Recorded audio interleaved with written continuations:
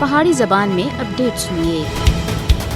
Khalistan referendum دا تریا مرحلہ آج اتوار کو لندن وچ منعقد ہو رہا ہے۔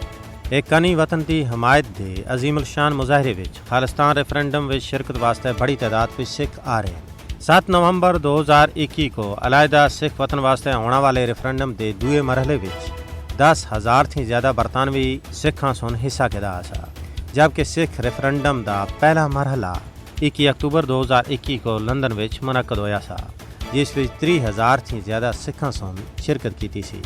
حالانکہ بھارتی مکار حکومت کو پہلا ہی پسوڑی پی گئی سی کہ اس سن ہندوستانی نژاد برطانوی سکھ حریت پسنداں کو خالستان ریفرنڈم وچ حصہ کرنے تھی روکنا واسطے سخت کارروائی دی دھمکی دیتی سی۔ یہ ریفرنڈم نہ صرف برطانیہ بلکہ مستقبل وچ امریکہ، کینیڈا، آسٹریلیا اور خطہ پنجاب وچ بھی منعقد کیتا جل سی۔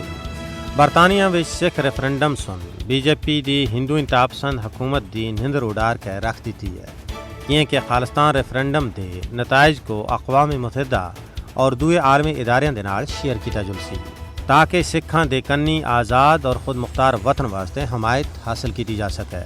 مودی دی قیادت والی بھارتی حکومت سن اس ریفرنڈم کو روکنا واسطے اڈی چوٹی دا زور لایا، لیکن اس کو ناکامی تھی سوا کچھ بھی حاصل نہیں ہویا۔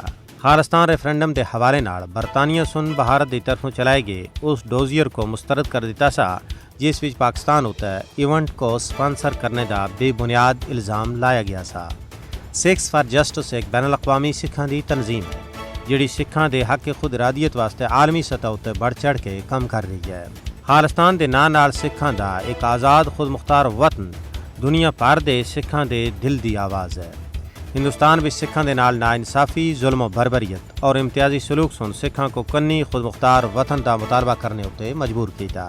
سکھ پرعزم ہیں کہ اسی ضرور بھارت تھی آزادی حاصل کر کے